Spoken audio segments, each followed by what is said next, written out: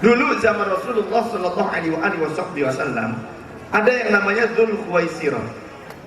Dzul Khuwaisirah itu dicirikan di dalam hadis, dahinya, jabhatuhu, dahinya tuh menebal, kapalan sampai hitam dan meninggi, sulah cekurang sundak mah, ya, lega. Dahinya melebar, meninggi, artinya apa? Saking banyak sujud, ahli sujud. Kemudian kelopak matanya cekung, artinya saking banyak qiyamul lail. Tulang pipinya menonjol, saking banyaknya puasa sunnah. Janggutnya menebal, seperti seolah-olah dia sangat menjaga sunnah Rasulullah Shallallahu Alaihi Wasallam. Waridaul Islam, dan pakaiannya Islami. Pakaiannya Islami. Kalau sekarang kan ada yang disebut, kalau kita nih, kalau nggak cingkrang pakaiannya bid'ah begitu. Pakai sarung bid'ah mungkin begitu ya. Apa-apa bid'ah. Yang Islami itu yang cingkrang, kira-kira gitulah. Kemudian, tapi ketika baginda Rasul berada di Ji'ronah, menerima harta rampasan perang diserahkan oleh sahabat Bilal dan Sayyidina Ali karramallahu wajhah, didahulukan para pembesar Quraisy yang baru masuk Islam. Mu'allaf dari kalangan pembesar Quraisy didahulukan diberi bagian ghanimah dan dilebihkan satu bagian. Ini buat kamu, buat kamu, buat kamu. Maka yang lain protes. Ada yang protes, tapi ada yang berani ngomong, ada yang tidak berani. Ada yang beraninya ngomongnya di belakang doang, ya, nggak berani di hadapan Rasulullah. Cuma bikin isu saja di belakang tuh, bikin isu saja di belakang. Wah, itu Muhammad tidak adil itu orang tuh, ya. Dia membagikan ghanimah tidak adil tuh Muhammad. Jadi bikin isu di belakang, pecundang seperti ini. Tapi ada yang berani juga, sampai nunjuk-nunjuk Rasulullah. Itulah Dzul Khuwaisirah. Ya hadir ya Muhammad, teriak. Dia teriak seperti itu sambil menunjuk kepada Rasulullah. Dia pikir Rasulullah itu telah melakukan kesalahan. Apa? Melanggar hukum yang telah Allah tetapkan dalam urusan pembagian ghanimah. Dia menunjuk lagi sambil berjalan cepat ke arah Rasulullah. Ya hadir ya Muhammad. Hei Muhammad, gak sopan. Bilangnya juga begitu, nggak sopan. Adilah Allah. Sahabat Umar di samping dengan sahabat Khalid bin Walid langsung mencabut pedang. Set. Tapi minta izin, nggak main langsung keperuk saja, enggak. Minta izin dulu sama Rasulullah. Ya Rasulullah, idzanli an adriba unuqah. Izinkan aku agar boleh aku memenggal batang lehernya Rasulullah. Izinkan aku wahai Rasulullah, agar aku boleh membabat batang leher orang itu. Gak sopan begitu.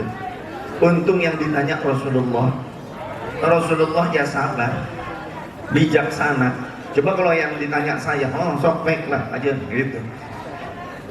Tapi kata Rasulullah, jangan, lepaskan dia, biarkan. Karena aku masih memandang dia mau melakukan sholat, dia masih menjalankan sholat, jangan dibunuh. Begitu. Karena itu menunjukkan bahwa dia masih seorang muslim dan belum ada ketetapan ketika dia protes seperti itu harus dibunuh. Tidak ada ketetapannya di dalam agama. Maka tidak boleh asal kita membunuh orang, apalagi hanya karena politik. Belum bisa move on dengan pilpres, akhirnya sekarang masih kesel dengan lawan politik. Sudahlah, bunuh saja, pokoknya kalau NU bunuh saja, begitu. Seolah-olah begitu kan. Nah, jangan seperti itu. Jangan ikut-ikutan jadi orang-orang yang salah kaprah. Karena takutnya nanti justru kebalik, yang mingslet kita justru nanti, ya. Dan ada hukum yang berlaku di negeri kita. Kemudian Rasulullah berkata kepada Dzul Khuwaisirah, "Ajal, coba ungkapkan menurutmu, apakah aku ini tidak berbuat adil sesuai dengan aturan Allah?" Kata Dzul Khuwaisirah, "Iya. Engkau tidak membagikan ghanimah sesuai dengan aturan Allah, wahai Muhammad." Jadi dia berpikir bahwasannya Rasulullah ini gak paham atau menyelisih aturan Allah. Maka akhirnya kata Rasul, inni atqakum ilallahi minkum. Ketahuilah, sesungguhnya aku adalah manusia yang paling bertakwa kepada Allah dibandingkan kalian. Tidak ada satupun yang lebih takwa kepada Allah dibandingkan aku. Inni Rasulullah ilaikum. Karena sesungguhnya aku adalah utusan Allah untuk kalian. Akulah yang mengajarkan syariat kepada kalian, termasuk kamu, hai Dzul Khuwaisirah. Tapi kenapa kamu sok-sokan begitu, sok tahu, sok toy, songong. Ya songong kan Dzul Khuwaisirah, sok tahu dan songong, sotoy dan songong. Begitu. Sok asal ngomong doang itu, asal ngomong aja. Jika memang ada yang lebih takwa daripada aku sebagai Rasulnya Allah, siapa? Barulah sadar Dzul Khuwaisirah. Iya ya, aku bukannya Rasul, aku bukan Nabi. Sedangkan yang memberitahu tentang syariat, yang membawa syariatnya Allah itu kan Rasul. Aku bukan Rasul. Akhirnya malu sendiri Dzul Khuwaisirah tuh, ya, malu sendiri Dzul Khuwaisirah. Akhirnya dia balik badan, dia pergi. Nggak ngomong apa-apa lagi, nggak sopan. Maka kata sahabat Umar, ya Rasulullah, kenapa kau biarkan dia lepas begitu saja? Sedangkan nanti akan lebih banyak lagi orang-orang seperti itu. Maka kata Rasul, aku masih melihat dia melaksanakan sholat, dan mudah-mudahan saja dengan sholatnya bisa benar. Kalau sholatnya benar, amalnya juga benar, mudah-mudahan. Akan tetapi Rasul paham nanti akan muncul dari mereka, entah secara ideologis ataupun biologis. Biologis artinya turunan langsung secara nasab darah. Kalau ideologis, turunan secara pemikiran, ideologi. Jadi bisa jadi muncul benar-benar dari keturunan Dzul Khuwaisirah, secara garis nasabnya anak keturunan Dzul Khuwaisirah, atau juga secara ideologi bisa muncul yang nanti la tahqiranna sholatakum ma'a sholatihim, yang akan sangat mencaci maki sholat kalian jika dibandingkan dengan sholat mereka. Sholat kalian salah karena kalian jarinya kalau tasyahud nggak begini-begini, itu salah. Contoh, kalau kalian sholat nggak pakai begini, Allahu Akbar, salah kalian. Jadi yang benar harus begini, Allahu Akbar, begitu. Nyalahin kita kalau kita begini, Allahu Akbar, salah katanya. Yang benar begini, Allahu Akbar, cek beheng.